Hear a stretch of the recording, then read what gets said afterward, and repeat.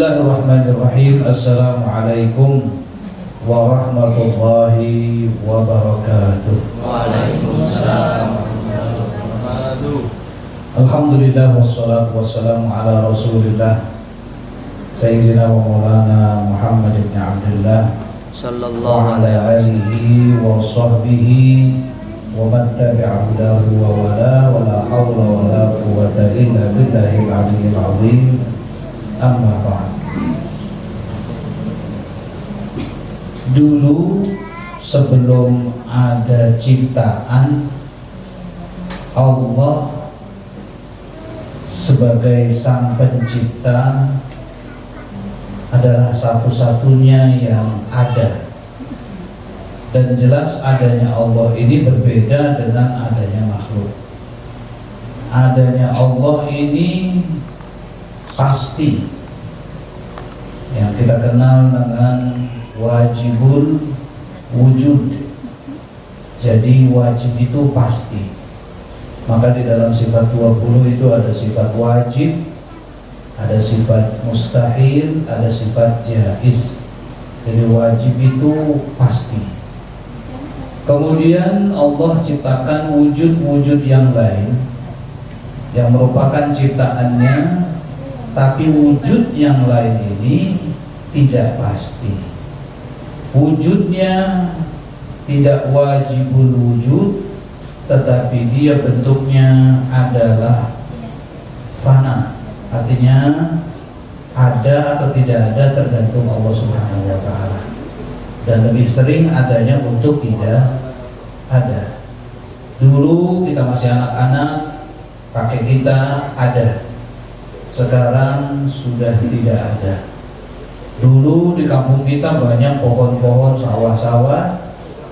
Sekarang sudah tidak ada. Banyak yang ada kemudian tidak ada, sehingga banyak lagu kau datang untuk pergi.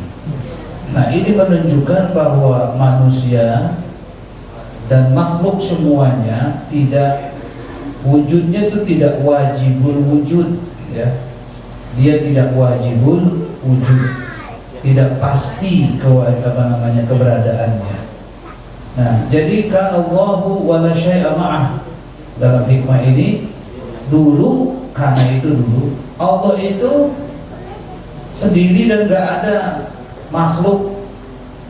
Jadi gak ada makhluk, ya, sendiri. Jadi yang namanya ada itu hanya Allah saja. Kemudian setelah itu diciptakan alam dan sebagainya. Kemudian diciptakanlah namanya manusia. Manusia ini adalah junior, makhluk paling junior, ya, di bumi ini paling junior. Dulu bapak-bapak belum ada. Nah, ini di sini siapa di sini ada dulu? Bumi ini dulu tempat jin, Pak. Ya. Bumi ini tempat jin, langit tempatnya malaikat. Manusia nggak punya tempat. Manusia ini makhluk baru, secara jiwanya seperti malaikat, tapi fisiknya bumi.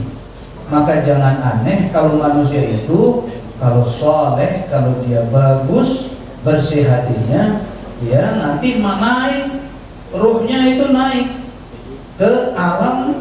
Memang alamnya ruh, yaitu alamnya para malaikat, yaitu yang dikenal dengan alam malakut. Nah, kesolehan manusia, makanya jangan aneh ketika Nabi Adam pertama kali itu, ya secara ruhnya itu kan malaikat, secara fisiknya binatang kita, Pak, tapi secara ruhnya malaikat. Bapak-bapak ruhnya di mana, Pak? Orang ruh? Ini angel ini. Jadi bapak-bapak hadirin, kalau Nabi kita Muhammad SAW itu makhluk mulia, ya, jangankan ruhnya, jangankan badannya, sendalnya ngikut ke alam malakut, ya. Bahkan sampai naik lagi ke alam namanya alam jaya. Alam bumi ini namanya alam kauni, ya. Ini bumi ini bumi pada bintang, apa bulan, itu namanya apa namanya? Alam kauni, ya. Naik lagi langit, namanya alam apa? Alam jaya, apa alam zari? Alam malakut, langit itu malakut, alamnya malaikat, ya. Nanti malaikat di atasnya lagi ada alam namanya alam jabarut. Nah itu alam jabarut itu, Pak. Nah ini kalau orang-orang soleh, para nabi biasa mampir ke atas itu secara ruhnya, ya. Tapi jasadnya belum diperkenankan kecuali para nabi biasa. Nah dulu Nabi Adam itu bapak-bapak nggak hadir sih ya. Nabi Adam dulu itu pertama kali begitu dinobatkan menjadi khalifah di muka bumi, ya, itu diproklamirkan. Kemudian ada apa namanya pengangkatan. Itu kan yang disuruh sujud itu kan para malaikat. Berarti posisinya pada waktu itu di alam malakut, bukan di alam bumi, tapi di alam malakut. Karena kenapa? Kalau di alam bumi bukan tempatnya malaikat. Malaikat itu di alam langit, Pak. Tapi saya dengar Pak Ustadz di bumi banyak malaikat. Nah itu lagi mampir, ya, lagi mampir. Makanya banyak banget kalau bicara masalah malaikat, tatanazzalu alaihimul malaikat. Jadi malaikat pada turun. Nanti kalau sudah turun ya waktunya selesai ya balik lagi karena bukan alamnya di sini. Nah begitu namanya alam malaikat. Nah Allah Subhanahu Wa Taala menciptakan alam jabarut, Allah ciptakan alam malaikat, alam malakut, kemudian Allah ciptakan alam kauni. Kalau bahasa Indonesia, bahasa Inggrisnya universe, ya, universal, universe. Kalau bahasa Indonesianya semesta, ya, alam semesta. Kalau dua berarti dua mesta. Ya, kalau tiga mesta. Jadi alam semesta ini yang kita lihat yang ada sekarang ini, nah ini namanya alam kauni. Kok alam kauni Pak Ustaz? Karena diciptakannya kun, jadi karena yakunu kaun kun fayakun. Kemudian bumi ini dulunya tempat binatang.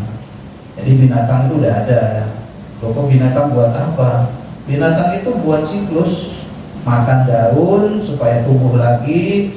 Kemudian dia mengeluarkan television. Television itu apa? Iya. Television itu najis ainiyah. Najis ainiyah. Ainiyah itu ada barangnya, gitu ya.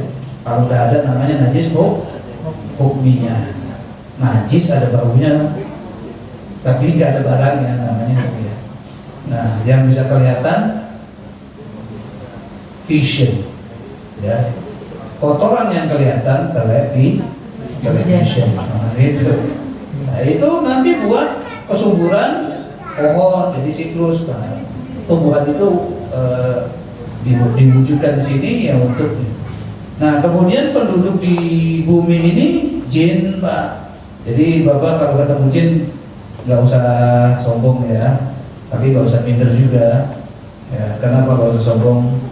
Jin itu dulu sudah banyak sini, lama di sini tinggalnya. Nah gitu. Bapak-bapak hadirin, kemudian setelah itu ada manusia. Manusia ini diturunkan, ya, diturunkan. Nah, manusia diturunkan ke muka bumi. Akhirnya manusia bentuknya bentuk bumi, yaitu makan, minum dan sebagainya. Kalau malaikat nggak makan, nggak minum, Pak. Hidup, kan hidup itu terserah Allah. Jadi malaikat itu nggak ada ceritanya makan, nggak ada ceritanya minum. Nah kemudian manusia diturunkan, yaitu Nabi Adam alaihissalam. Mereka menyembah Allah, ya. Di zaman Nabi Adam belum ada orang kafir. Kemudian di zaman Nabi Idris baru mulai ada bibit-bibit kekufuran. Setelah itu kafir banyak itu mulai di zaman Nabi Nuh alaihissalam. Maka Nabi Nuh bukan nabi tapi rasul. Rasul itu bahasa Indonesianya utusan atau juru selamat. Jadi yang menyelamatkan manusia-manusia yang berpotensi kekal di neraka untuk diselamatkan. Nah itu Nabi Nuh alaihissalam. Lah, jadi kenapa manusia itu kok bisa lupa sama Allah? Padahal alam ini adalah dalil wujud Allah Subhanahu wa ta'ala. Kan gitu ya.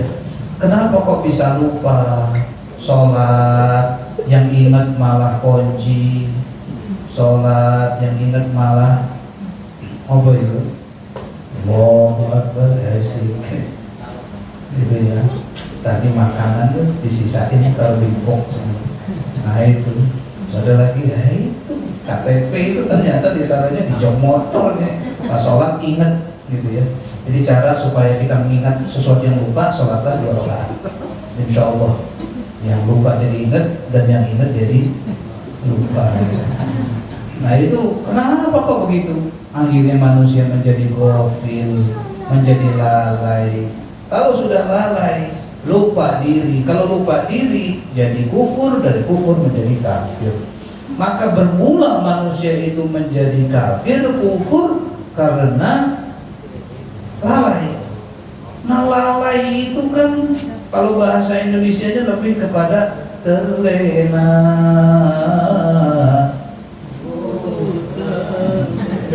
Masya Allah dia. Lagu terlenanya pakai tajwid lagi. Namanya juga kan apa namanya vokalis. Ada cekokannya. Nah itu, alhamdulillah. Tajwidnya salah nggak bagus itu. Ya. Jadi bapak-bapak ada terlena oleh apa? Terlena oleh benda. Cuman gara-gara benda, sholat malah lebih ingat kepada kunci daripada ingat kepada Allah, ingat kepada sesuatu. Ini dinamakan terlalaikan. Padahal dulu sebelum ada kunci, cuman ada Allah. Kok sekarang kok bisa lupa itu? Manusia itu nggak bisa hadir di bumi ini kalau tidak ada Allah. Kok bisa lupa? Maka Syekh Ahmad bin Athaillah mengatakan, "Kanallahu wa la syai'a ma'ah." Allah Subhanahu wa ta'ala dulu tuh sendiri dan gak ada yang lain. Begitu diciptakan manusia, kok manusia bisa lupa sama Allah? Padahal yang wajibul wujud, yang ada selalu ada dan tidak ada fananya, tidak ada akhirnya Allah. Nah ini dinamakan, sering dinamakan dalam kitab tasawuf dinamakan terhijab. Jadi terhijab oleh dunia. Efeknya apa Pak Ustaz? Efeknya itu sholat ya sholat, tapi ghafil, lalai. Makanya orang lalai serem juga Pak. Serem, tapi saya sampaikan enggak? Sampaikan aja lah kasihannya. Allah Subhanahu wa ta'ala sampai mengatakan ini sih sholat tuh ya. Gimana kalau yang enggak sholat? Ini yang sholat lalai. Langsung Allah mengatakan fawailul lil musallin alladzina hum an sholatihim sahun. Kalau benar-benar dicek and recheck itu, ketika sholat 4 rakaat zuhur, ingat Allahnya 2 rakaat pertama dan kedua. Biasanya kalau ketiga keempat suka lupa ya. Bahkan jangankan lupa sama Allah, sama rakaat pun lupa. Gitu. Wah, sangnya lagi. Kalau dibilang 3 takutnya 4. Tapi kalau dibilang 4 takutnya malah 2 ya. Nah gitu ya. Setelah selesai nanya-nanya, ayah apa? Sholat apa ya? Loh kenapa? Kok bisa ya 6 rakaat? Belum tau. Nah ini kan yang kayak gini-gini ini. Berarti rakaat pertama dan rakaat kedua, ada sebagian ulama mengatakan ketika kita sholat ingat sama Allah, itulah yang dianggap. Jadi ketika kita sholat 4 rakaat, 2 rakaat ingat, 2 rakaat lalai, dianggap pahalanya setengah. Terus menerusi setengahnya bagaimana? Ya kalau ada qobliyah badiah bisa menutupi, kalau enggak ya pahalanya setengah. Dan begitu. Adapun nanti di hari kiamat ya tinggal Allah menurunkan rahmat apa tidak begitu. Oleh karena itu kalau kita bicara kira-kira nih ya, kualitas ibadah kita ya, kalau kira-kira ini kalau dicek kira-kira ini ya, itu kira-kira masuk surga enggak? Kalau rakaat aja lagi begitu. Enggak gitu. Nah, ini ceritanya. Nah, akhirnya efeknya kepada ketidakberkahan. Orang itu kalau sholat kemudian khusyuk, muncul ikhlas lillahi ta'ala, Nah, ntar ada obatnya ini, kita senang ini. Kita pakai ini, yang kita gini kan membahas obatnya ini, masalahnya ini, obatnya ini gitu. Nanti ada obatnya. Lah kalau diterima oleh Allah minimal ada 10 kelebihan. Kalau ikhlas itu minimal akan ada 10 kelebihan. Kalau tidak lalai, sholatnya nggak lalai, maka tidak fawailun, tidak celaka. Nah itu minimal itu ada 10 dan 10 itu sangat kita butuhkan. Ya. Yang pertama, kalau kita ikhlas diterima. Ibadah kok ikhlas diterima. Yang kedua dibantu. Orang kok sholat ikhlas dibantu oleh Allah Subhanahu wa ta'ala. Pokoknya dibantu. Kalau dia punya masalah, Allah akan berikan jalan keluar. Surat At-Talaq ayat 2. Dan dapat terjadi dari arah yang tidak disangka-sangka.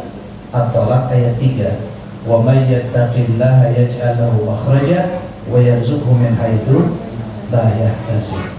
Nah ini, jadi kalau kita sholat terus ikhlas, maka akan dapat rezeki dari arah yang tidak disangka-sangka. Tapi kalau nggak ikhlas, sholat kita lalai, yang disangka aja entek. Bagaimana nyari yang nggak disangka, yang disangka aja juga susah itu. Nah, yang disangka habis terus ini. Nah itu salah satu akibat kurang khusyuk, kurang ikhlas sholat kita. Jadi dampaknya luar biasa ya. Nah, gitu. Kemudian lagi Bapak-bapak hadirin, kita sedikit melihat ya Pak ya. Kadang-kadang ada orang ceramah, isinya itu biasa aja ya. Tapi orang banyak senang. Kata-katanya juga nggak bagus-bagus amat, nggak pakai dicari pilih kata-kata yang cakep, enggak, standar aja. Standar kan di bawah. Di atas kan spion. Iya, jadi bahasanya standar, isinya ya standar. Tapi kalau itu senang aja, Mas, sampean kok senang sama si Ustadz Anu Nowo? Nah itu sudah tahu saya. Nah gitu ya. Itu hal tersebut disebabkan karena dia sering ikhlas. Ikhlas di mana? Manusia ibadah menyembunyikan ibadahnya. Ibadahnya disembunyikan. Sampai kata Rasulullah, bersedekah dengan tangan kanannya, tangan kirinya enggak tahu.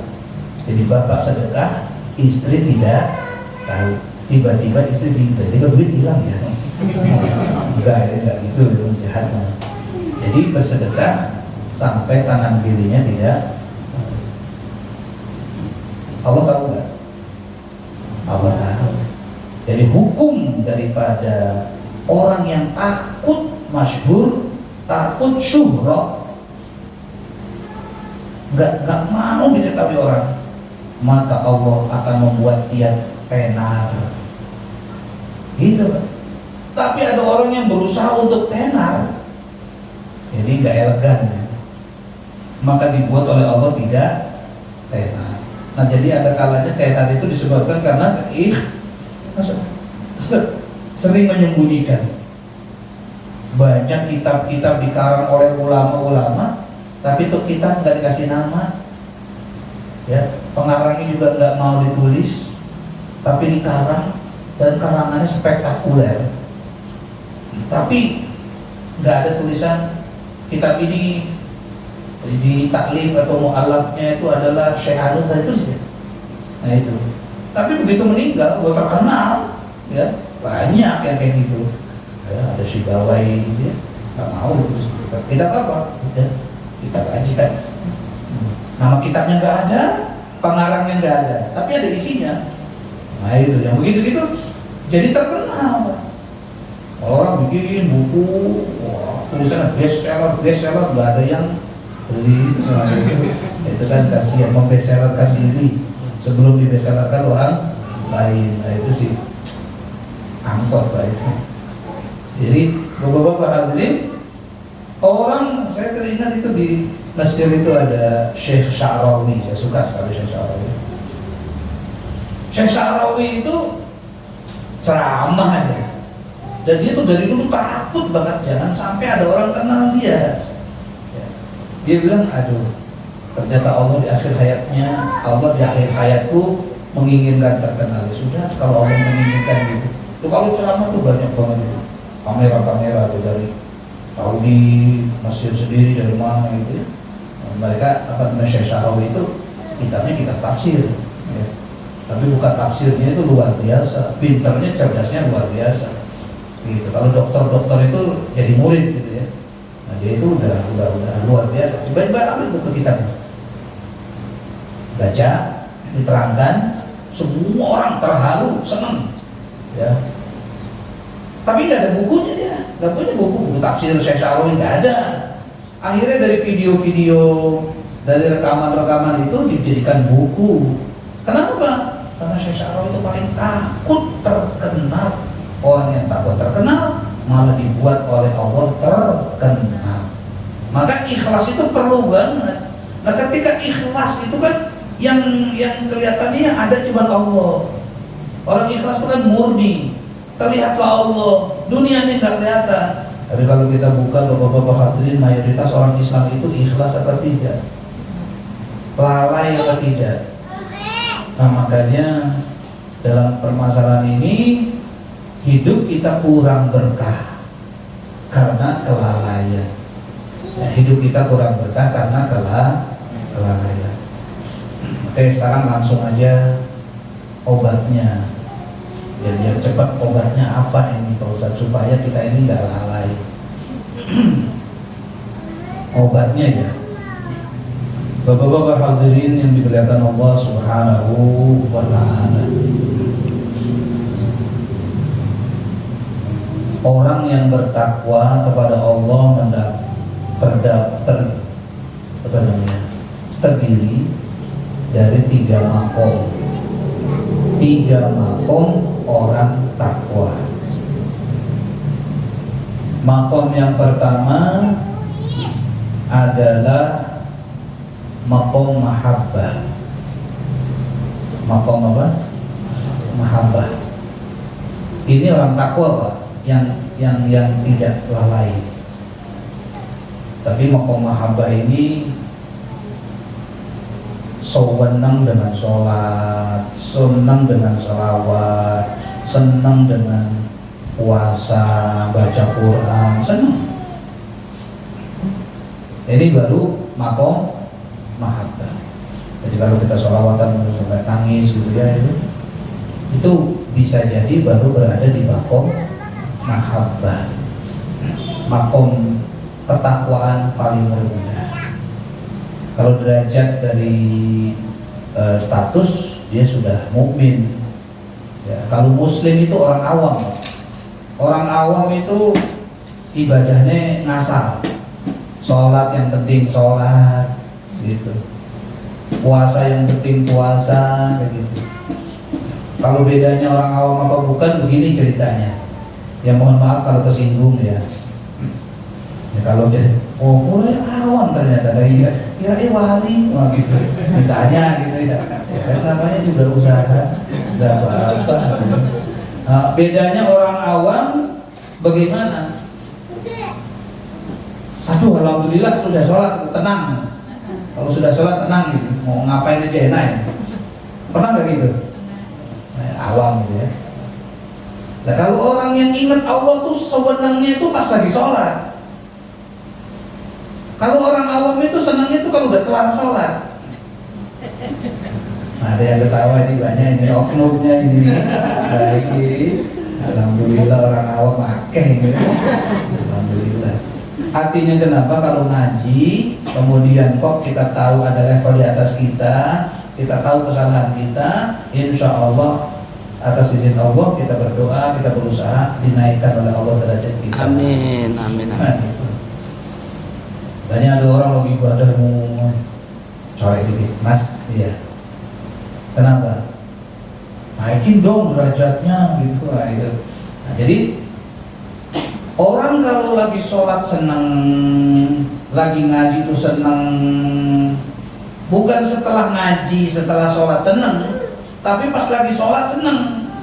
Mas, alhamdulillah ya, kita udah sholat, tinggal melanjuti perjalanan. Oh, terserah kita mau makan bisa, mau apa. Perasaan itu kalau udah sholat tuh tenang. Terus dia diem aja. Loh, kalau diem aja, saya tuh tenangnya pas sholat. Kalau udah selesai sholat, rasanya pengen sholat lagi. Nah itu yang pas itu. Nah gitu. Tapi kan ya mayoritas itu orang awam. Orang awam itu kalau belum sholat itu belum tenang. Makan juga kepikiran. Ya. Mau berangkat kemana-mana juga takut. Gimana? Nah, kalau udah sholat itu kita jalan terus meninggal itu kita nggak salah gitu loh. Nah, kalau belum sholat itu gimana gitu? Nah gitu kan. Jadi nikmatnya itu nikmat santai kalau udah sholat. Jadi seakan-akan sholat itu ngerepotin. Jadi kalau udah sholat itu baru kelar gitu urusan. Walau kenapa Kak? Ju'ilat qurrata aini kata Rasul. Ya, dijadikan penyejuk hatiku adalah fis sholat, di dalam sholat. Pas lagi sholat tuh senang. Makanya Rasulullah sama kita bedanya tipis. Rasulullah kalau sholat senang sampai bisa bengkak kaki beliau. Kalau kita seneng kalau udah selesai sholat.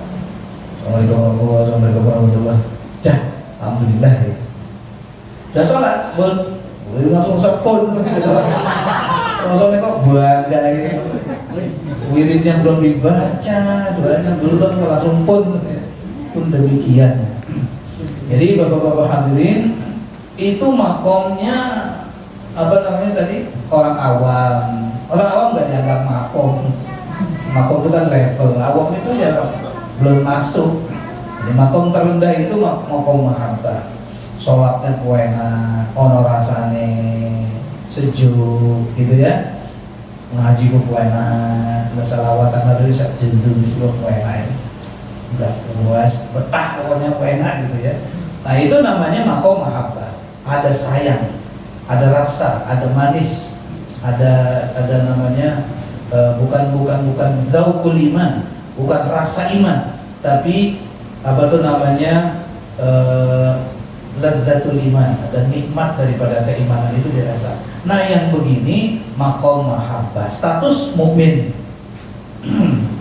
Statusnya mukmin. Nanti di atas mukmin namanya muhsin. Tapi muhsin ini ada yang calon. Nah ini ada calon, ada yang permanen Pak. Artinya calon itu mungkin magang gitu ya, kontrak gitu. Nah, ini ke wali ke kontrak ini. Wali kontrak, ada yang baru wali tenanan, wali permanen. Nah maka bapak-bapak hadirin yang dimuliakan Allah Subhanahu Wa Taala, naik lagi. Ini masih lalai tadi itu.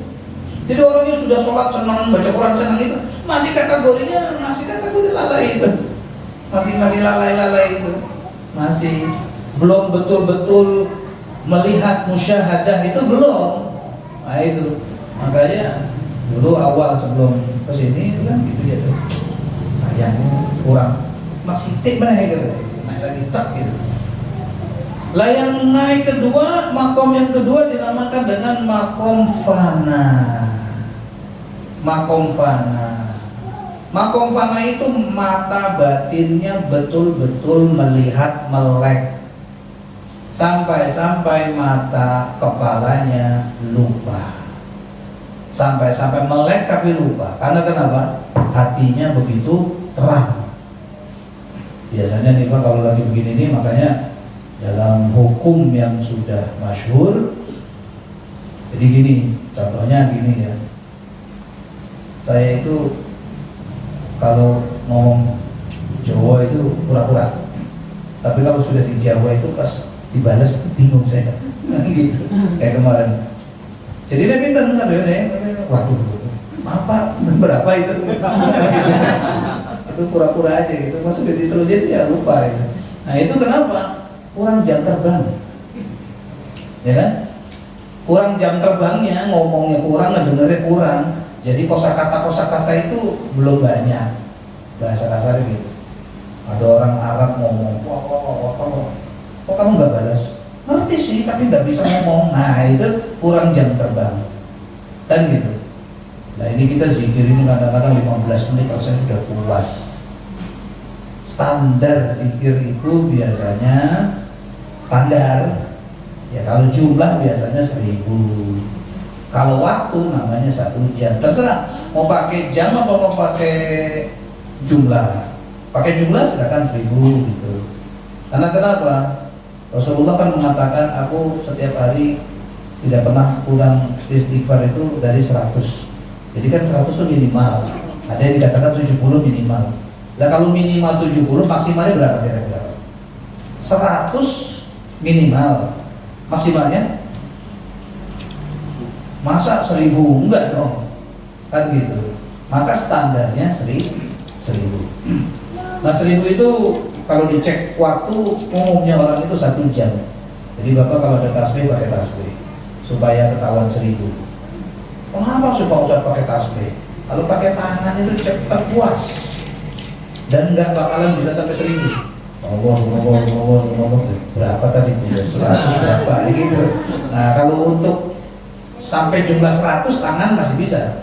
Tapi kalau udah di atas 200, mohon maaf, susah udah tangan itu. Nah, kalau tasbih kan yang 100 itu baru gitu. Apalagi kalau tasbihnya yang ada tasbih kecil lagi gitu. Mulai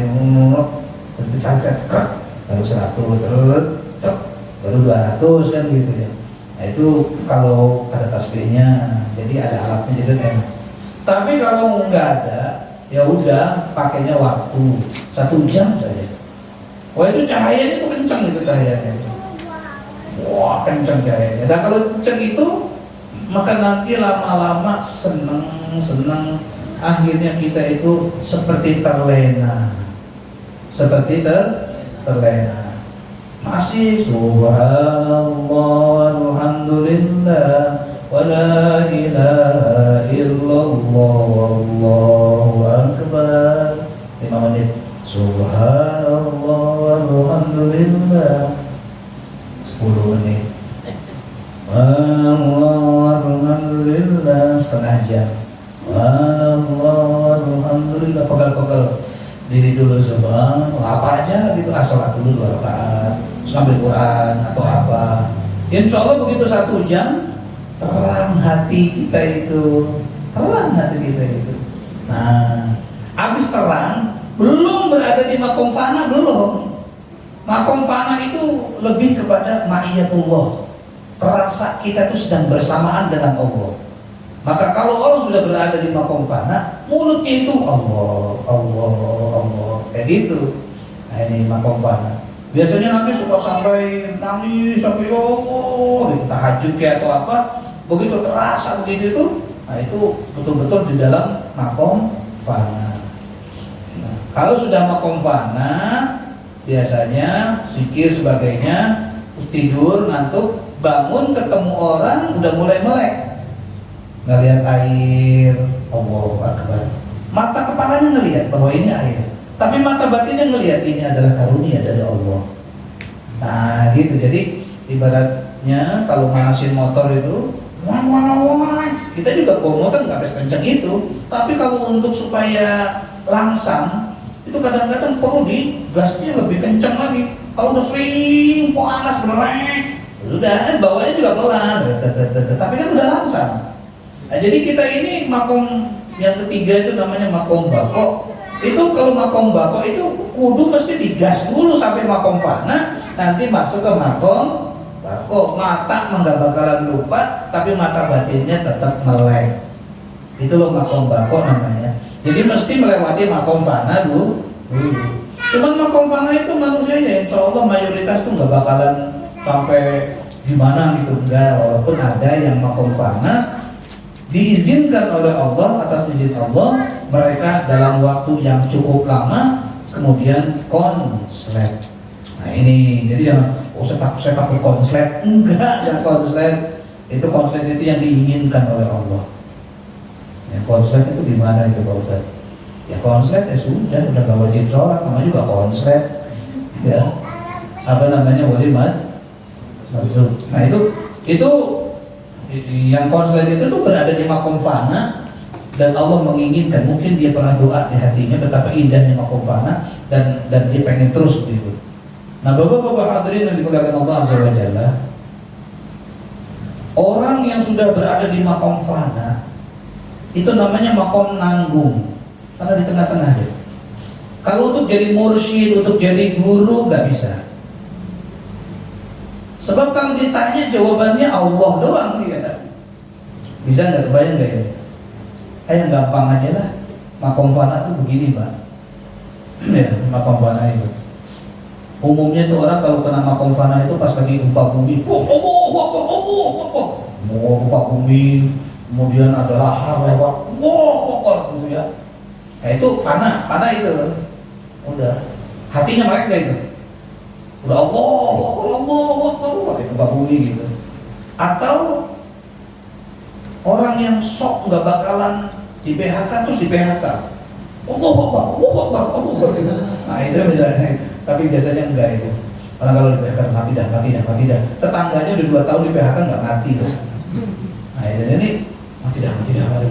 Jadi orang yang itu dijatuhkan yang kaya raya, belas habis hartanya, nggak tersisa sama sekali. Di situ betul-betul hati dia hanya Allah saja. Itu makom fana. Cuman dibuat oleh Allah. Terserah Bapak mau pakai lewat zikir atau dibikin fana oleh Allah. Nanti tinggal data sama Ustaz Fauzan. Kan saya maunya yang zikir aja. Udah tulis nanti daftar. Pakai itu aja Pak Ustaz, pakai musibah. Kalau musibah itu terasa tenanan gitu. Wah, udah begitu. Wah itu fana itu. Orang kalau fana itu tauhidnya cakep. Ya, nggak bisa berenang, kok naik perahu di tengah laut. Hujan besar, perahu terbalik. Tengah-tengah laut cuma pakai pelampung. Nggak ada bantuan, nggak ada apa, ada badai. Hiu warawiri. Kira-kira fana nggak, Pak? Ya Allah, ya Allah gitu. Padahal kalau dia pakai zikir pun bisa seperti itu. Nah itu. Entar kalau udah sampai darat lagi, ya syirik lagi. Nah gitu. Nah tapi biasanya kalau udah, makanya kalau yang pakai zikir itu udah betul-betul itu, begitu sudah ketemu dengan teman Mas kabare, Abi, kopi saya ngelihat kopi ingat Allah, ngelihat anak ingat Allah, semua. Nah hijabnya udah diangkat oleh Allah Subhanahu Wa Taala. Jadi yang diangkat oleh Allah itu cuma 2 makom, fana dengan makom bako. Kalau masih makomnya belum fana, orang itu masih terhijab oleh Allah. Padahal dulunya manusia nggak ada, padahal dulunya kita juga nggak punya apa-apa. Pas masih SD itu sholat itu enak sebenarnya, SMP itu enak.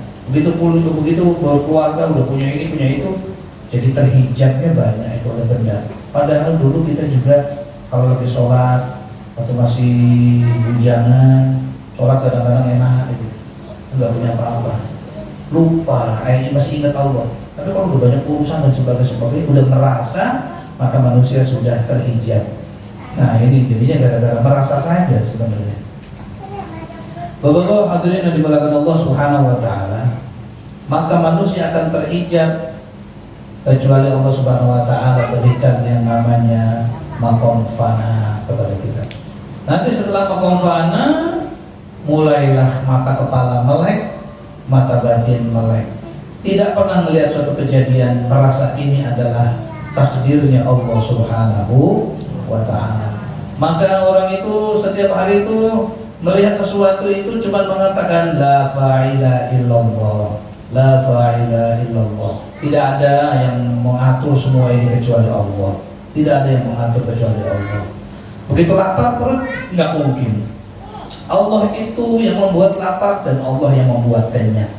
Nggak mungkin Allah menyia-nyiakan hambanya. Mantap betul. Nah inilah nanti akhirnya punya kebersandaran kepada Allah Subhanahu Wa Ta'ala. Begitu akhirnya punya hati tenang sekali. Nah kalau hati udah tenang karena melihat semuanya perilaku Allah, semuanya adalah perbuatan-perbuatan Allah, maka orang semacam ini sudah melek semacam ini berada di makom apa namanya? Makom bako. Nama kombako itu derajat, kalau kita baca hadis Arba'in Nawawi namanya derajat ihsan. Apa itu ihsan? Anta'budallaha ka'annaka tarah. Engkau menyembah Allah seakan-akan engkau melihat Allah. Nah, sampai situ Pak makom bako. Itulah yang pas dalam bersyahadat. Syahadat itu apa? Asyhadu. Apa artinya asyhadu? Bersaksi. Bersaksi itu apa? Menyaksikan. Negara mana lawan mana? Spanyol sama Maroko. Nah ini, wah sekarang itu Spanyol sama Maroko ya. Menyaksikan. Berarti menyaksikan dilihat nggak? Kalau bersaksi dilihat nggak? Dilihat.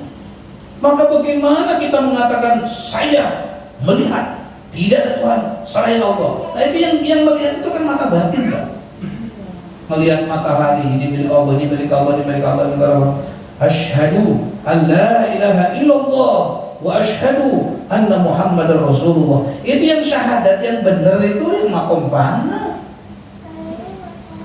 Kalau yang orang awam itu syahadatnya itu mulut, hatinya juga. Asyhadu an la ilaha illallah astaghfirullah as'alukal jannata wa na'udzubika minan nar. Itu yang dilihat itu kue, yang dilihatnya kopi. Asyhadu an la ilaha illallah Allahumma innaka afuwun tuhibbul afwa fa'fu anna. Dah belum? Oh. Allahumma innaka afuwun karim. Itu SKI udah azan. Itu asyhadu an la ilaha illallah tapi hatinya nggak melihat Allah. Lah yang kayak gitu dinamakan dengan terhijab itu. Terhijab itu. Sudah? Ya, itu namanya makom fana, makom bako, makom mahabbah. Ya. Sekarang kita teruskan lagi. Ini cara pengobatan apa bukan? Apa sebab? Sebab aja dulu dah.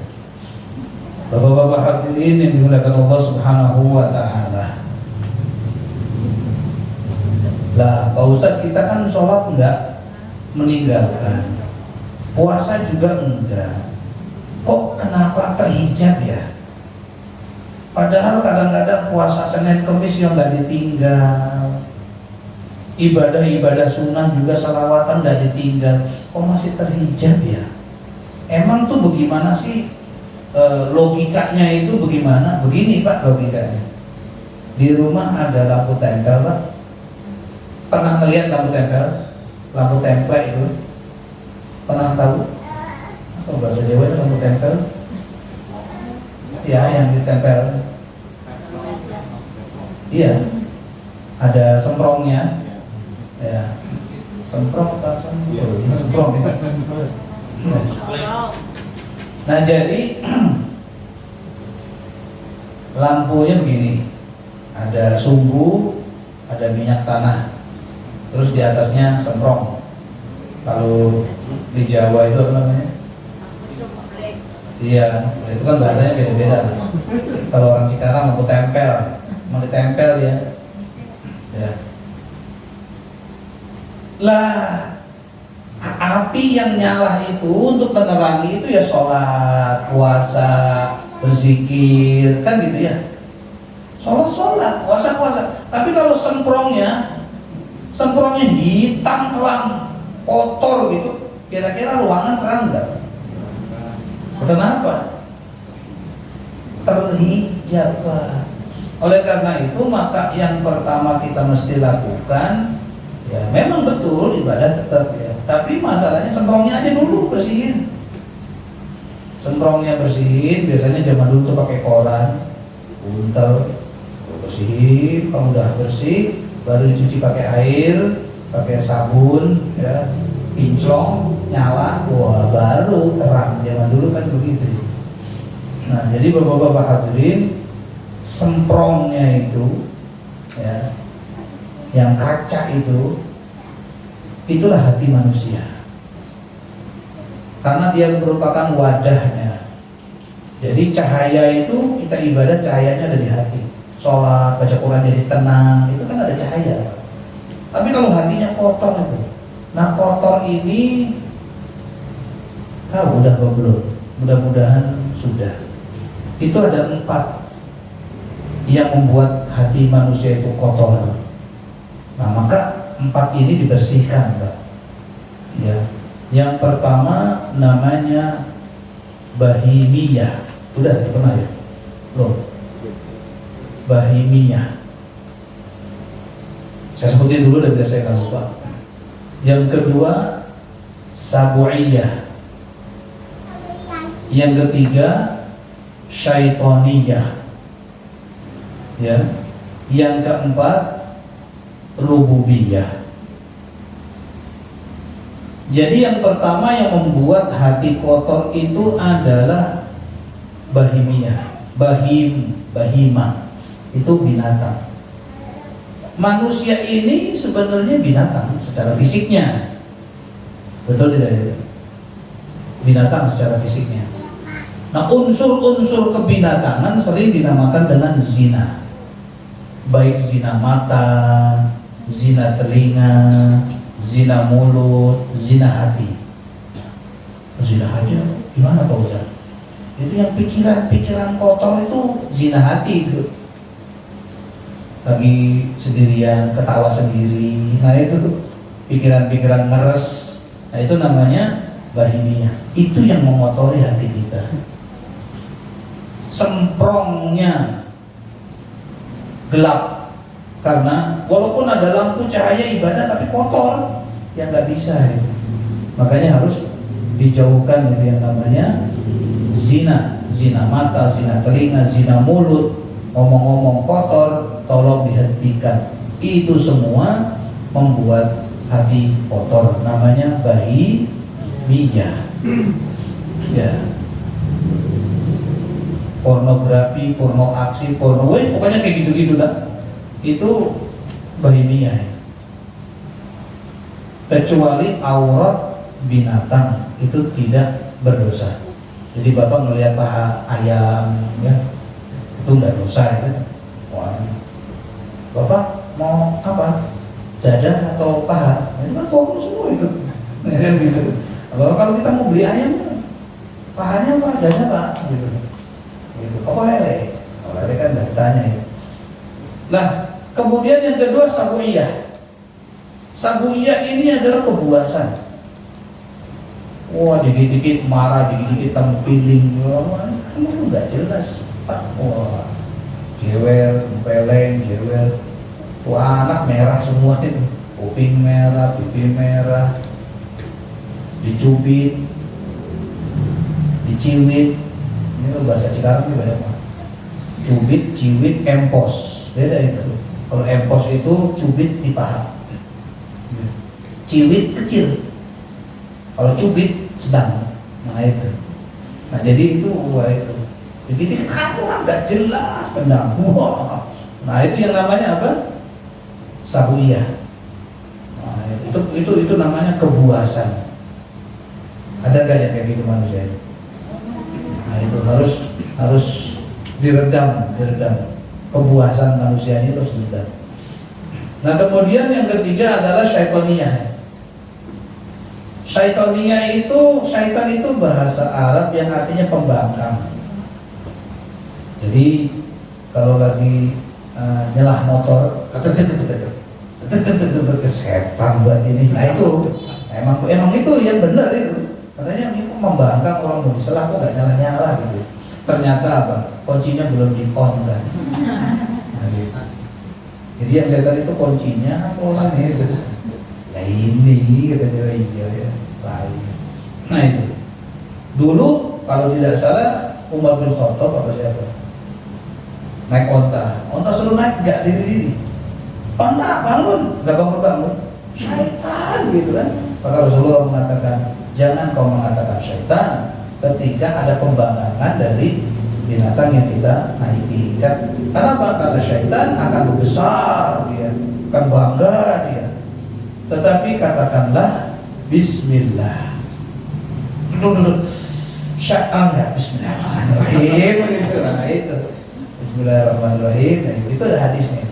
Nah ini syaitannya itu pembangkangan. Seperti kalau mau sholat ntar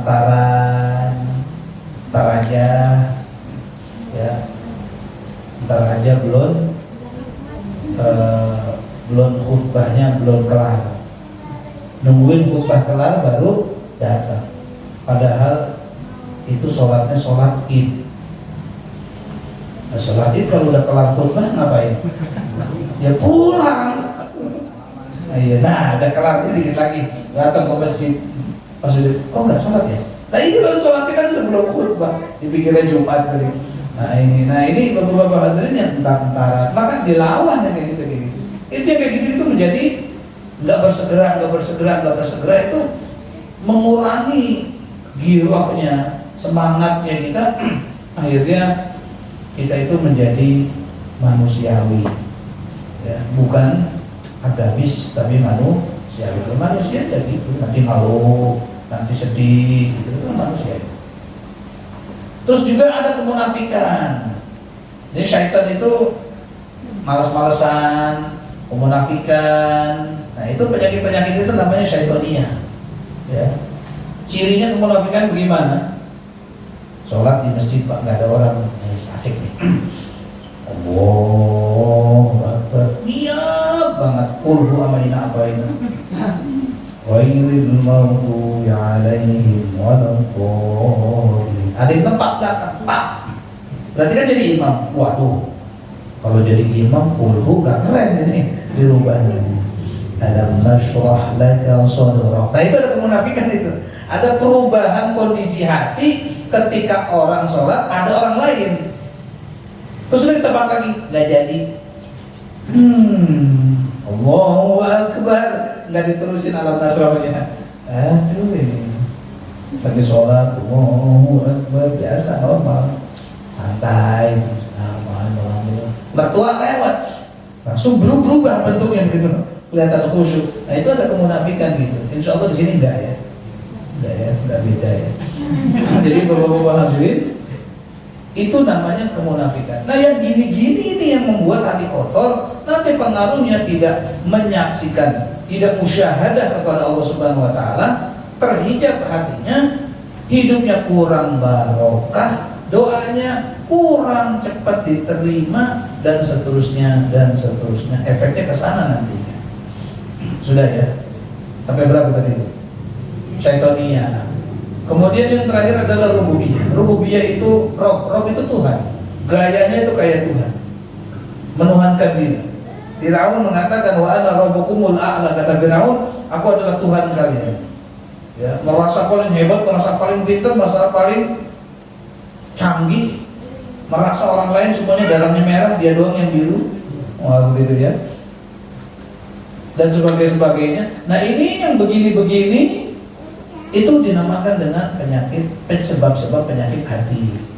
Jadi inilah yang menghijab ketika kita ibadah itu, menghijab itu akhirnya tidaklah menyaksikan atau musyahadah pada Allah Subhanahu wa taala. Kalau sudah musyahadah sama Allah itu luar biasa.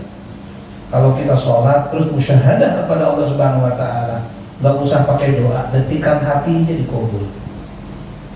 Orang yang musyahadah ibadahnya akan ikhlas. Bahkan ada seorang pelacur dari kalangan Bani Israel. Dia tahu dia berbuat dosa, dia pengen taubat. Tiba-tiba ngelihat ada anjing kehausan. Anjing itu kehausan dan kelihatannya bakalan mati itu anjing. Pengen minum ke sumur jauh, kalau masuk nggak bisa keluar. Akhirnya si pelacur itu turun ke sumur, ngambil air pakai sepatunya, ya, kemudian diberikan minum, betul-betul tanpa pamrih. Ikhlas itu kan tanpa pamrih. Pernah Bapak ngasih anjing sesuatu terus anjing itu makasih Pak, makasih kan nggak ada. Jadi kalau ngasih binatang ya udah pasti tanpa pamrih gitu. Tulus dari hatinya, terpanggil, ada keterpanggilan. Ya Allah kasihan amat ini. Ternyata ketulusan itu cuma ngasih minum, tulusnya ini yang mahal. Merasa bahwa ini makhluk Allah. Di tengah-tengah gurun pasir ada makhluk Allah yang kehausan. Aku bisa membantunya. Langsung merasa hadir seakan-akan melihat Allah, ya Allah makhlukmu kehausan. dibantu, tulus, ikhlas, dosanya dihapus oleh Allah Subhanahu wa taala semua. Tuh kalau tulus tuh kayak gitu. Gitu. Nah, ini orang jenenge tulus. Tapi uangnya nggak tulus, itu repot itu. Jadi Bapak-bapak hadirin, yang namanya musyahadah itu luar biasa. Musyahadah, menyaksikan keagungan Allah, seakan-akan melihat Allah, itu adalah luar biasa. Tapi kalau orang-orang yang sholatnya rajin, ibadahnya rajin, tapi tidak musyahadah, tidak ikhlas, tidak syukur, itu namanya biasa di luar. Nah, beda ya, amal luar biasa dengan biasa di luar.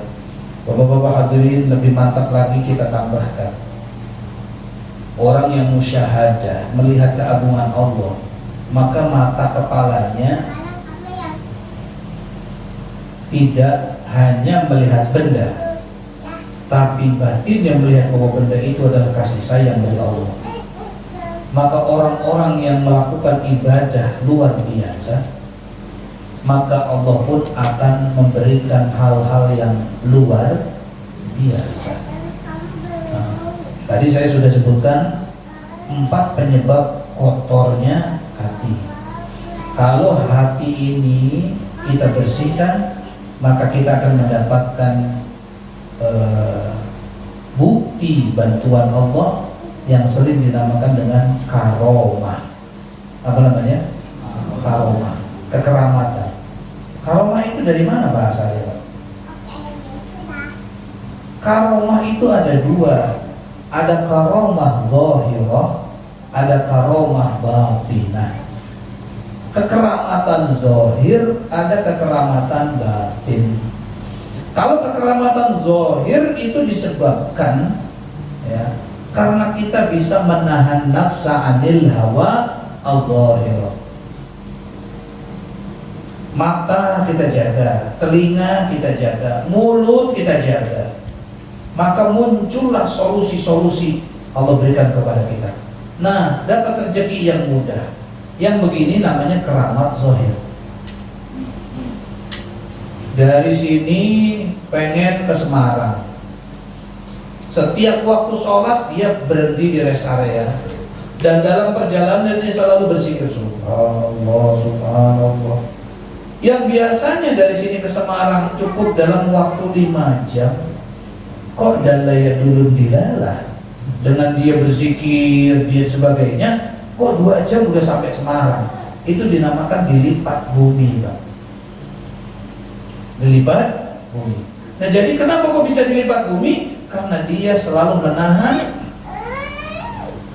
syahwat zahir, menahan mata, telinga, kemaluan, mulut dan sebagainya. Efeknya seperti itu. Sekarang yang gampang aja dah, yang keramatnya bareng-bareng, dapat karomah bareng-bareng kan enak tuh. Kalau satuan begitu susah. Kalau bareng-bareng kan. Bapak-bapak hadirin, umumnya di bulan Ramadan pengeluaran untuk makan dengan waktu 2 kali makan, sahur dan buka puasa, dibandingkan dengan hari biasa makan itu 3 kali. Itu banyakkan mana pengeluarannya? Ramadan atau di luar Ramadan? Ramadan mangannya 2 kali, tapi biaya pengeluarannya lebih daripada makan 3 kali. Itu belum termasuk kolak, asinan dan lainnya. Pertanyaannya, kenapa ketika Ramadan kok duit ada aja ya? Ya. Akhir Ramadan sebelum pulang kampung rasanya orang sampai jatuh miskin gitu, kayaknya nggak ada ya. Rata-rata orang merata itu ada aja uangnya ya.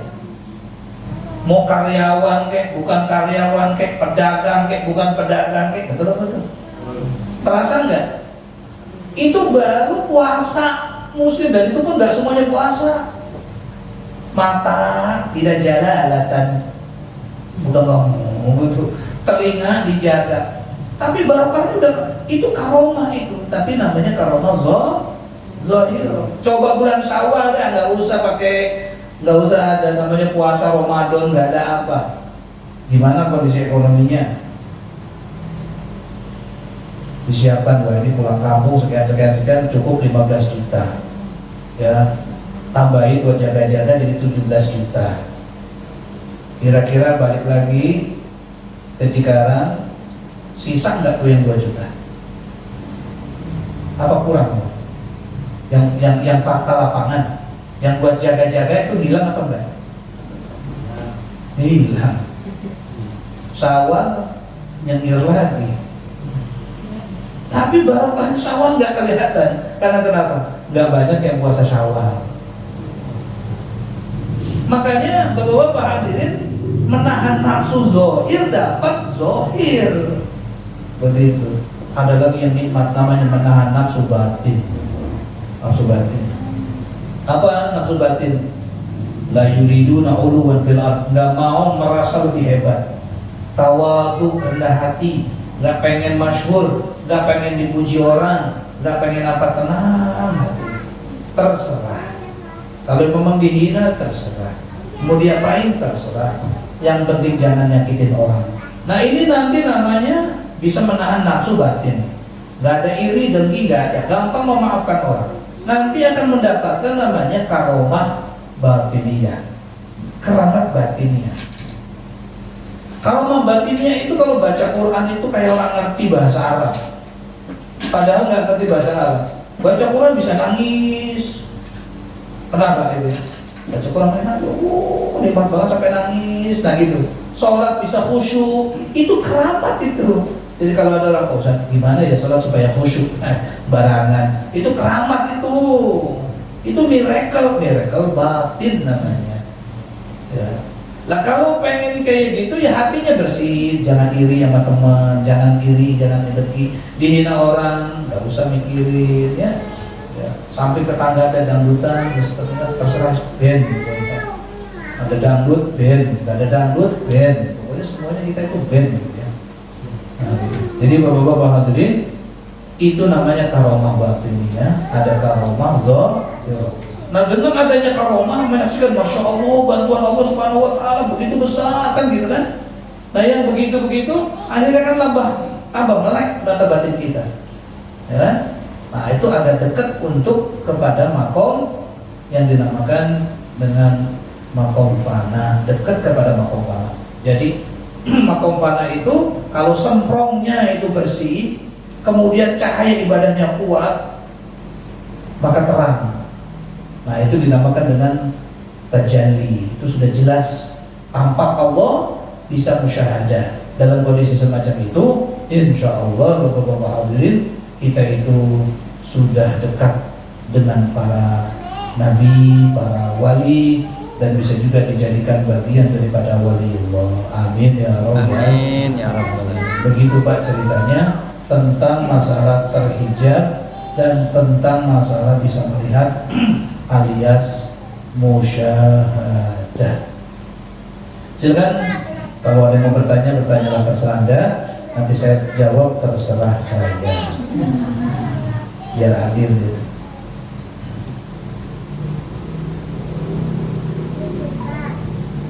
Sebenarnya kalau pengen ngomong masih banyak yang pengen diomongin, tapi ya nanti jangan banyak-banyak, nanti ngomong kebanyakan repot. Jadi bapak-bapak hadirin, yang terpenting gak kalah penting, kita juga mintalah kepada Allah supaya bisa ikhlas. Jadi ikhlas itu juga mesti diminta, ya, supaya terbuka hijab hati kita juga. Di samping usaha membersihkan hawa nafsu, ya, semprongnya kemudian dikuatkan dengan zikir, ya, maka perlu juga kita doa kepada Allah Subhanahu Wa Taala. Sebenarnya rentetan ini bisa dengan ada satu kata lagi, tapi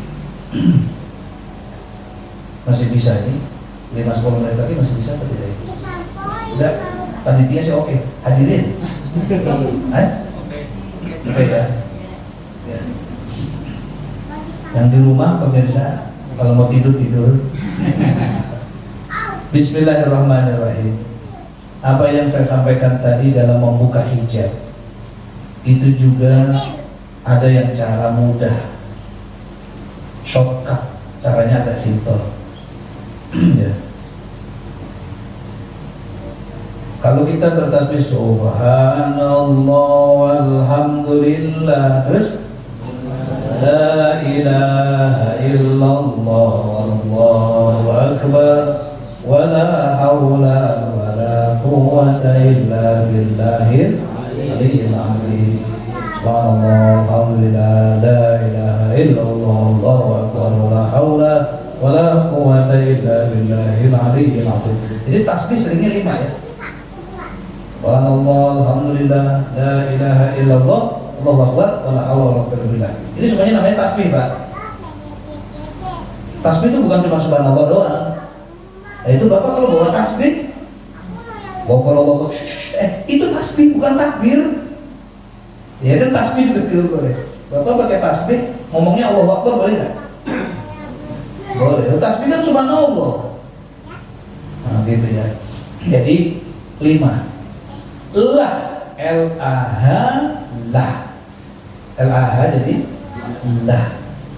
Kok kenapa setiap habis sholat subhanallah 33, alhamdulillah 33, Allahu akbar 33, la ilaha illallah sekali, la haula wala quwwata illa billah sekali. Apa arti? Apa rahasianya? Silakan, siapa yang bisa boleh pulang. Subhanallah 33, alhamdulillah 33, Allahu akbar 33, la ilaha illallah sekali. Bahwa la ilaha illallah kabir alhamdulillah katsira subhanallah wa bihamdihi la ilaha illallah wahdahu la syarika lah lahu mulku wa lahu hamdu wa yumiitu wa huwa ala kulli syai'in qadir wa la haula wa la quwwata illa billahil aliyyil azim. Doa ada. Nah, kenapa Pak? Jadi Bapak-bapak hadirin, sekali lagi lampu tempel. Kita pertama kali yang kita lakukan pembersihan hati kita. Kalau dalam bahasa tasawufnya namanya takhalli. Semprongnya dibersihin dulu. Habis bersih, kinclong, pasang, kita nyalakan apinya. Nah, pembersihan itu namanya tasbih. Nyalahin api itu Allahu Akbar. Makanya mesti 33 ini sebuah prosesi untuk bisa menyatakan asyhadu an la ilaha illallah. Untuk bisa bersaksi itu mesti itu. Nah, karena gini Pak, subhanallah itu untuk pembersihan. Jadi kadang-kadang kalau kita ini kan tiap hari kan kita bernafas, setiap nafas ada yang lewat takdir. Takdir itu ada yang sesuai dengan nafsu kita senang, mulut alhamdulillah. Takdir nggak sesuai dengan hawa nafsu kita, kemudian kita sedih, lah sekirain dapat arisan kok enggak ya, sedih, maka bacanya apa?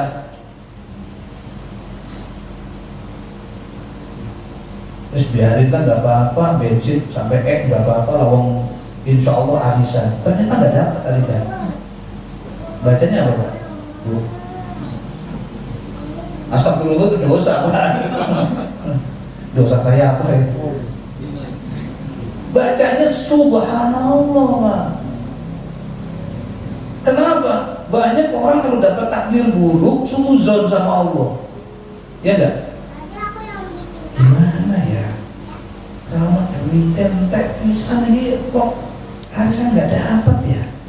Padahal iya sih, tapi apa Allah nggak ngertiin apa? Wah ini sudah, nggak beres ini sudah. Nah itu.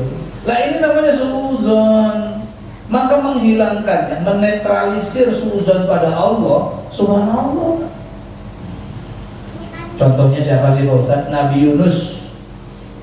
Dakwah di suatu tempat kata Allah, dakwah di situ jangan pindah-pindah. Yo, 100 tahun bisa dihitung jari yang ikutnya. Kesal dia, marah dia, pindah ke kampung lain, akhirnya masuk ikan paus. Di dalam perut ikan paus langsung minta maaf. Apa? Subhanaka inni kuntu minadh dhalimin. Engkau enggak salah. Engkau maha suci. Engkau enggak salah. Ulah sing salah. engkau tidak salah. Subhanaka inni kuntu minadh dhalimin. Kula sing salah. La ilaha illa anta subhanaka inni kuntu minadh dhalimin. Gitu. Tapi enggak usah kenceng-kenceng. Begitu dapat Aisyah dikocok tak enggak dapat. La ilaha illa anta subhanaka inni kuntu minadh dhalimin. Aku yang salah ya Allah, engkau enggak salah dalam hal saya. Enggak ya Allah, tenang enggak gitu. Itu kan panitianya enggak enak ya. Gitu. Ya jangan kenceng-kenceng. Nabi Yunus kenceng di dalam ikan paus enggak apa-apa. Jadi subhanallah itu untuk membersihkan suuzon hati kita. Akhirnya pokoknya pasti ini baik, pasti baik, pasti baik.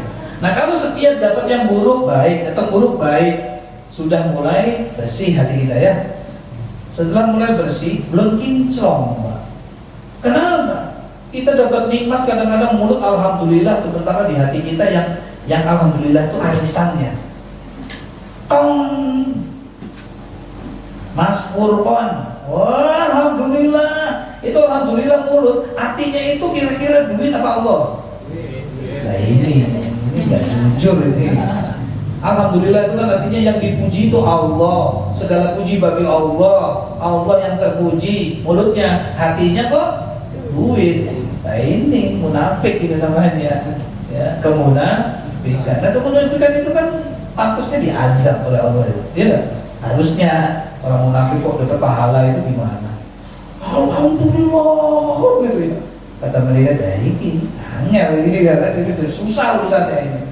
Ngomong ibadah kok pakai apa namanya maksiat kok mulutnya pakai ibadah, kan banyak Pak maksiat kayak gitu.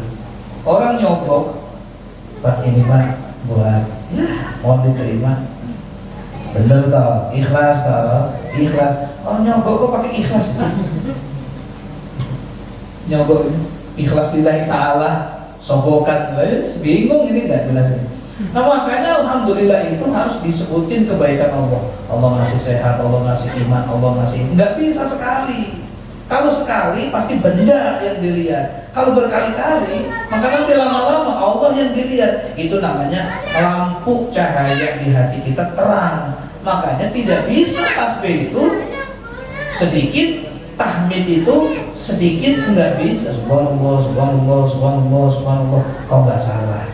Betul. Alhamdulillah, alhamdulillah, alhamdulillah, alhamdulillah. Nah gitu. Tahu kisahnya, asbabul wurudnya kenapa? Jadi ceritanya ada orang dari FKSM. Tahu FKSM? Forum Komunitas Sahabat Miskin. Nah ini sahabat itu ada yang miskin. Itu punya forum Pak, namanya Forum Komunitas Sahabat Miskin. Datang ke Rasulullah. Ya Rasulullah, zahaba ahlud dusur bil ujur. Ini ada di Arba'in Nawawi, tapi FKSM-nya nggak ada. Ya Rasulullah, pahala diborong orang kaya, wong sugih. Loh, kok bisa? Kata Rasulullah. Iya. Ya sumuna kama nasum, mereka puasa seperti kami puasa. Ya. Kemudian yusalluna kama nusalli, mereka tahajud seperti kami. Begitu mereka sedekah, lah kami nyengir. Jadi pahalanya orang kaya lebih banyak dari kami. Piye toh? Gitu. Akhirnya Rasulullah ngomong, mau nggak saya ajarkan apa? Pahalanya sama. Iya. Subhanallah, subhanallah, subhanallah, subhanallah. Allah nggak salah, Allah nggak salah, Allah nggak salah, Allah nggak salah, Allah nggak salah. Orang-orang kaya sedekah kita nggak salah, Allah nggak salah, Allah nggak salah, nggak salah. Iya ya, Allah nggak salah. Alhamdulillah, alhamdulillah, alhamdulillah, alhamdulillah. Masih bisa punya iman, alhamdulillah. Masih begini. Lah bersih hatinya. Kan baru merasa bahwa pahala diborong orang kaya itu kan kotor hati, suuzon. Ternyata kan pahala itu kan nggak mesti pakai sedekah. Lawang nanti di surga itu kan ada pintu namanya pintu bagus sedekah, pintu sedekah. Yang banyak sedekah orang miskin loh Pak. Iya. Sekarang kita lihat ini aja lah. Kita lihat yang acara apa? Yang acara televisi itu yang kasihan gitu apa namanya? Yang nanti dikasih amplop gitu. Hah? Uang kaget ya? Iya, itu kan kadang-kadang yang bawa gerobak gitu kan. Wah saya mau berobat ke rumah sakit, orang ini gini gitu kan. Terus di lampu merah gitu. Itu kalau ngelihat yang faktanya, yang doyan sedekah siapa? Kan begitu. Ya nggak tahu itu apa kebetulan apa di setting apa nggak tahu. Cuman faktanya kan gitu. Terus dapat uang kaget kayak gitu. Nah dari sini minimal sedekah senyum itu udah sedekah. Bantuin orang ngangkat apa, ya kemudian itu juga semuanya sedekah. Tapi dipikirnya ini kenapa orang kaya bisa sedekah kita nggak dapat sedekah? Ada kotor hati, ya sedikit ada kotor hati. Ternyata kan alhamdulillah mensyukuri kondisi, meridoi suatu kondisi susah itu pahalanya ridho. Ridho itu lebih mahal daripada pahala sedekah. Pahala sedekah 700 kali lipat. Kalau ridho balasannya ridho. Kalau Allah udah ridho pada kita, habis Pak, semua kelar sudah. Ya? Alhamdulillah. Kenapa pakai Allahu Akbar?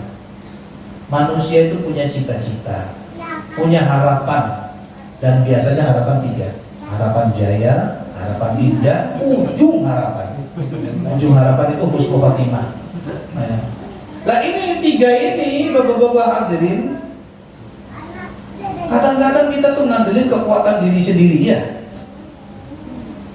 Aduh, pengen bikin masjid gak punya duit, gimana ya? Alah, bismillah, Allahu Akbar, Allahu Akbar, Allahu Akbar. Yang penting kita berbuat.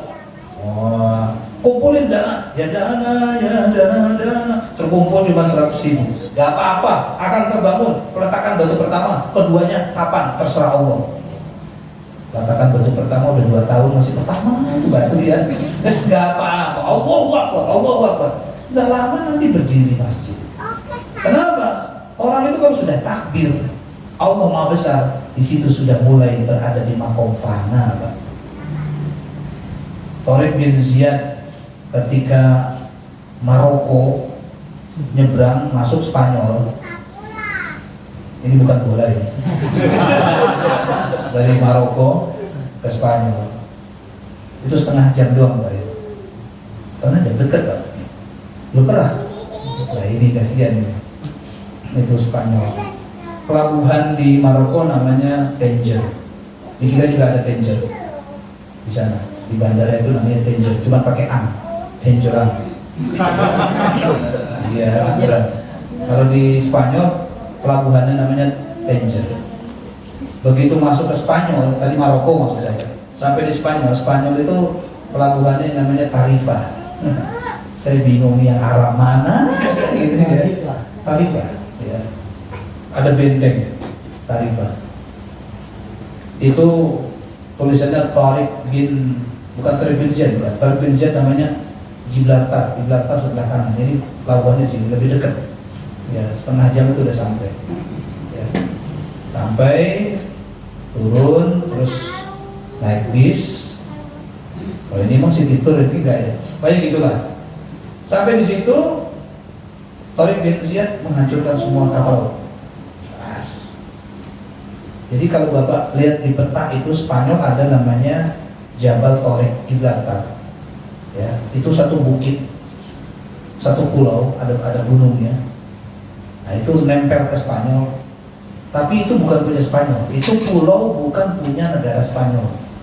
Jadi kalau Bapak buka peta, itu nanti ada pulau kecil. Nah itu bukan punya Spanyol, itu punya Inggris. Benderanya bendera Inggris. Makanya kemarin mau ke sana itu, nggak bisa, karena Inggris tidak bersatu dengan Eropa.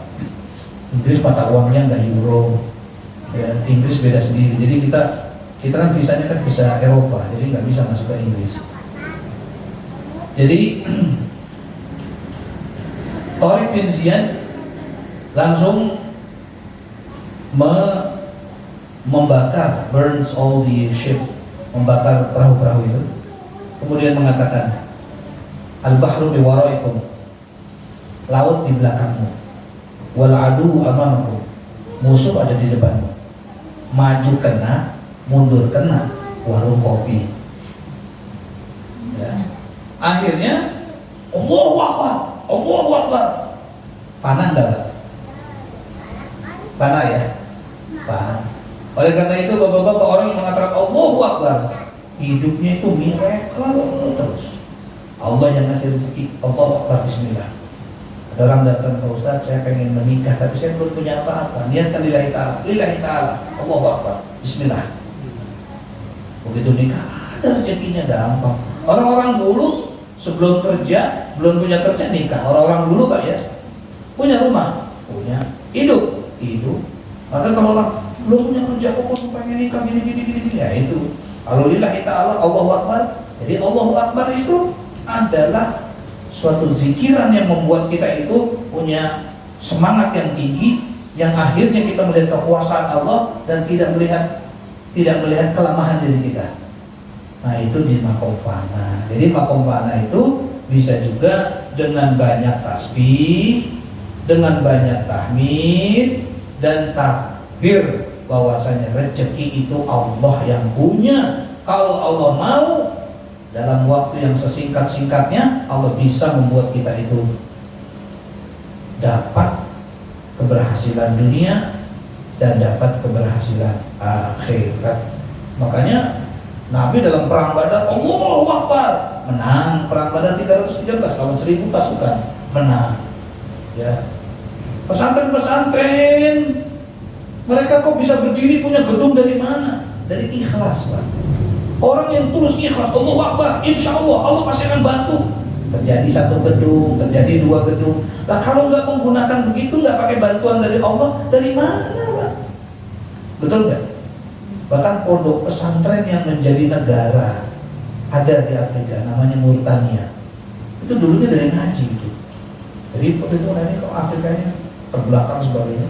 Datanglah guru ngaji, kita ngaji, baca Quran, Iqra, kemudian fikih, nahwu, sorot, politik, semua dipelajari masjid. Jadilah sebuah pesantren. Ya, dari pesantren akhirnya menjadi sebuah negara. Luar biasa ya.